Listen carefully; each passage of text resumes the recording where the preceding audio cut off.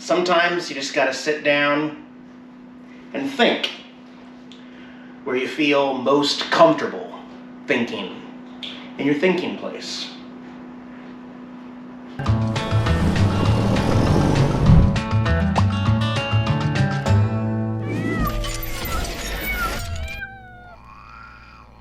Hey everybody, Eric here from Nomadic Fanatic, coming to you from inside the schoolie bus.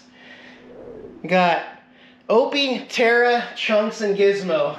First time in the bus. Now that all the metal shavings and everything is gone, we got a subfloor in, got all the windows closed up except a couple with little cracks that they can't get out. I mean, I don't think they can sneak out of this little 2-inch hole right here. I will have to put screens on some of these windows. And yeah, out here in the desert, I will be uploading this video with some Canadien internet. Check out the video description below for unlimited high-speed internet. Working really well out here in the desert. Figure they might want to explore a little bit and check things out with me as we have a little conversation here. Yeah, I'm here in Quartzsite, Arizona doing the build, and yesterday was kind of just a day to...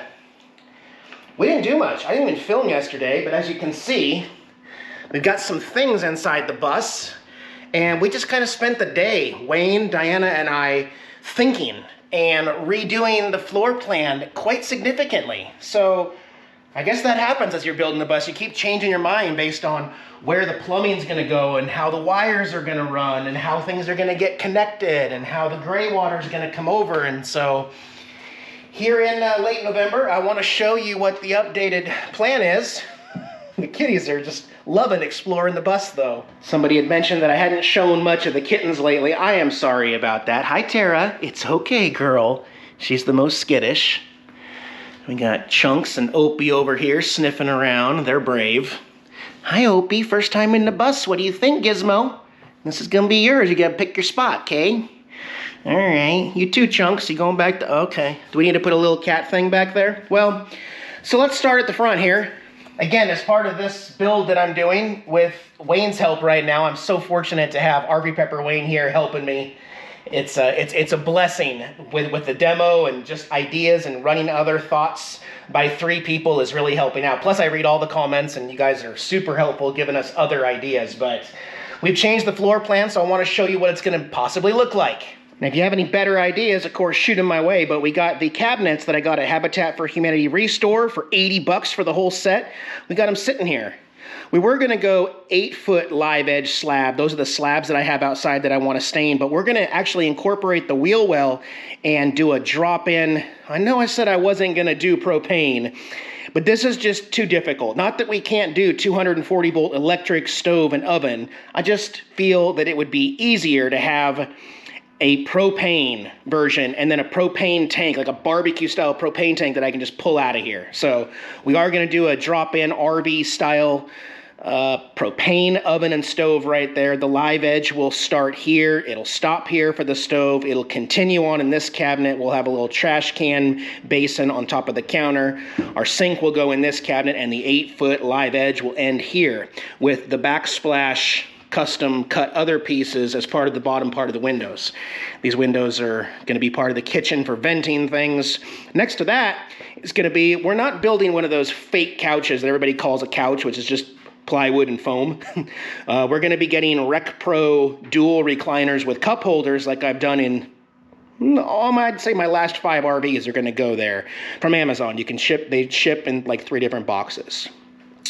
Where Tara's at and where Chunks is coming out, that's going to be our residential size bathtub. This is a 30-inch wide by 60-inch long standard size bathtub. We're not really using it as a bathtub. It's just, at 200 bucks, it was cheaper than buying a little plastic floor pan in there for a shower. Opie, hop up there. Check it out. And then we're going to be using some of this rustic ribbed stainless steel the other direction for the 2 sides. There'll be a wall here. We're going to block out these windows, a wall here. This will be a plumbing wall. This is my 110 volt, 8-gallon water heater that's going to be on the other side of that plumbing wall that's right here. It's going to need access for cold and hot. Let's move over across from there. Toilet in its own room. That's the porcelain style RV toilet with a wood seat and lid, the elongated version. I want it to be in a separate room across so that I have knee space to be comfortable, because every RV I'm in, you can't even open your knees because you hit a bathtub here and a wall over here. So we're tinkering with the idea of having a wall on this end and that end, but having it be open right here in this part of the walkway. Going back across from the sofa, kitty litter box area, play area. This could be an outdoor catio area. We will have a 40-inch TV or so. I want to get an electric fireplace just for ambiance instead of like an entertainment center below the TV. Over here, haven't picked out what's going here, but we're going to delete some windows is what we're thinking. And then we're going to have a 10 or 11 cubic foot refrigerator here. This will be a huge pantry on the wheel well custom build with another cat area here, possibly outside this window. But yeah, we are talking about possibly doing some window deletes now in the bus, which I didn't talk about before. But I also said I didn't want to do spray foam, and now I'm considering starting with like 1/2 inch of spray foam and then adding more insulation on top of that to hit every little crease and metal in the ceiling. So don't quote me on, and I said we're going all electric, and now we're adding a little bit of propane. So things do change, right? We're looking at the logistics of removing these windows because they're in fantastic shape. They all close up and seal properly. One of the benefits of buying a newer bus is that all the windows work and they don't leak. We also did a water test. We creatively poured some water over all of these, and we don't have a single window leak anywhere in this bus, which was really exciting. I was so happy to see that not one single window leaked. So why remove them? You know, like remove them and then put in those steel plates. Well, I'll tell you why, because they're expensive and we don't have a steel bender.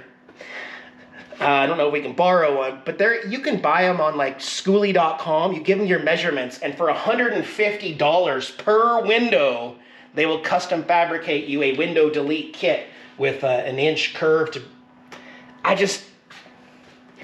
I like the schooly window look on the outside, and I don't think I want these huge pieces of steel blocking out windows. My version, and I know I'm doing it wrong, but I've done it in many rigs in the past, especially camper vans, is to tape off and spray paint the inside black, and then insulation and plywood. On the outside, nobody knows that that's a window delete. It still looks uniformed with school windows, school bus windows all the way down on the outside. Nobody knows that that's been blocked off on the inside. See, that's just me personally. But we'll revisit that one later. What else do we need to talk about the bus? Hey, is there such a thing as bus build burnout? I gotta believe that's a thing.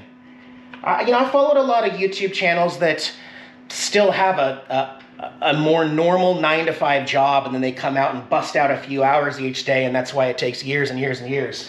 My new prediction is that this bus, with Diana and I working full-time and the help of some fortunate friends like Wayne and other friends that we will probably meet along the road, is that I think we'll have this done in a year. The way I want it, like comfortably in a year with power and everything. But right now, it's all about prioritizing the projects. You know, with demo, it's just tear everything out. But now we have to think about some things ahead of time as far as what our next step is. We can't frame the entire bus. We can frame the sides of the bus. And to do that, I'll just show you. Where's those pieces of insulation? To do that, we have some ideas. Thanks to Wayne spending hours in here thinking and coming up with things. But I've got 2x2s and 2x4s. So using that rib to pop this out fixes the thermal bridge on that seat brace right there. Also, doing 2x4s up the way I had planned like this brings it out for extra insulation. Remember, we've also got insulation behind these panels. So we're adding to it so that we can have wiring access. We're going to be drilling holes through the framing for wiring, not PEX. We're going to keep the PEX out of the wall. We changed that. And again, that's due to a lot of comments that I read, and people said, you're going to lose that 4 seasons ability because you can't access those pipes in the wall, and it can freeze in that wall if it's not out here. So our PEX is going to be run a little differently, kind of after the fact. It'll look like after the floors are in, it'll run like an RV through the corner where the RV is actually heated and cooled properly. But after we get an inch of insulation on here, that will give us extra R value, an extra 5, and then the plywood and everything So we can do the sides. We can even start working on the windows. We just got to decide, what are we going to do for solar? Because really, in order to build this bathroom wall right here for the shower tub, well, there's no ceiling yet. So we need solar panels put up on the roof. We need solar brackets installed where those are going to go. We need to run DC wiring for all the DC lights. We need to run Cat 5 cable for security cameras, backup camera cables. So there's a lot that needs to be done with the roof before the roof is even ready to start thinking about cedar tongue and groove planking over this. We've also got to add our ribs here to attach. So that'll send us on a whole new week project just working on the ceiling and the solar. In the meantime, you know, that's also a cost, and I can't not avoid the cost. Okay, I am building this bus like many people do on a budget, and I am purchasing equipment as I get YouTube payments, you know, like the ads that you see on my YouTube channels, the sponsors that you see me do and stuff like that. That's how I'm funding this bus project, and I can't do it all at once, right? So I have to take my time and I have to wait to make more money. That means I got to keep making videos to make money. So it's like this give and take thing. And that's the other reason why I talk about burnout. It's like I just spent my entire paycheck on the bus, and now I got to wait till December until I can make another big purchase. $2,000 in solar panels, $1,500 for an inverter, batteries, wires. The wood is probably going to be $2,000 in this, and then more insulation. See where I'm getting at? It's like, there's a reason why people list their finished schoolies for $100,000 or $120,000, because they probably put that much into it. But it's a better RV. It's a custom RV. It's built more solid than any other crap manufactured RV today. So I get that part of it. And I'm okay with this time frame now. I'm like, okay, slow down, Eric. We're in quartzsite. Let's enjoy it. Let's do what we can, purchase what we can, when we can, and just kind of do the build on our schedule. Okay, that's not sturdy. You need chunks. Look how big this freak is. You said you were gonna stay tiny forever. Unbelievable. You know, and I got this bus specifically for the underbelly storage, which starts right about where Gizmo's at and runs just past that emergency door over there. So that's why we're thinking about, okay, so this is going to be a sink drain that goes this way. The shower is going to be a gray sink drain. Those need to cut over this way to get into the gray holding tank that's underneath. The toilet is going to drop straight down into the black tank. And where's the vents going to go? So, you know, we actually need to think about, is this wall going to be thicker, because it's actually going to have two 1.5-inch vents that go kind of pop out right there below the solar panels. You have to vent those tanks, as well as just where the battery is going to go and all this other stuff. But it is nice seeing some of the stuff that I purchased ahead of time fit in here, like the 100-gallon water tank. Water pump will probably go there. The bed will start there. It'll be a king-size bed that comes all the way to right there. And there'll be storage underneath. We're going to build custom cabinets back here with a mini split up there. Just a lot of stuff to still think about and plan. And today, I'm just not feeling like messing with the bus just quite yet. We're on a roll working on the bus, so in a lot of ways, it doesn't feel like the right time to stop working on the bus. But, you know, like I said, it is nice to take a break from things, and the bus project will obviously continue when we return. For right now, I want to go see my mom for Thanksgiving, and she's over there in the middle of Texas. So I've been talking with Diana about taking a trip down there for Thanksgiving. We can make it in 2 days on Thanksgiving, and we can save a bunch of gas if we take the pickup truck instead. Now, fitting 5 cats back here is going to be tricky, yeah, but we're going to save a lot of gas, and we can stay in my mom's RV when we get there, spend a couple days, go on a little road trip, see a couple different sites, and then when we get back, we'll get back. I'm going to leave Wayne with some stuff he can work on if he wants to on the bus. If not, we've all been invited to several Thanksgiving parties around here, so, you know, yeah, since Wayne is here and he is camping with us and keeping an eye on everything, Diana and I are going to hit the road and go see my mom. Diana gets to meet my mom and all her kitties and puppies in Texas. So we're going to Texas, literally. We are probably going to be leaving tonight, actually. As soon as we get the truck packed up, pack up a couple coolers, get the kitties comfortable, and by the time you see this, we will probably already be in New Mexico. So anyways, guys, happy Thanksgiving to you all. Thanks for watching my channel, and thanks for giving me all the tips and advice in the comments. You guys know I read the comments all the time, right? You know, there's some good ideas and bad ideas in there, but I promise you, every time you guys leave me a comment or a suggestion, you guys do have some great ideas. I'm really interested in possibly doing the dump tank thing again later, but with a macerator pump. So, see, I do listen, okay? Also, I hear a bunch of other crazy rumors going on and stuff like that, and people like to blow stuff out of proportion, and it's like, no, that's not what happened, and that's not what's going on. But anyways, you heard it from me. Everything is great here at our camping court site. We get along with everybody. Everybody gets along with us, as far as I know, unless somebody shakes my hand and then goes over to another channel and talks crap about me, but I can't help that. I mean, anyway, love and life, and I can't wait to see my mom.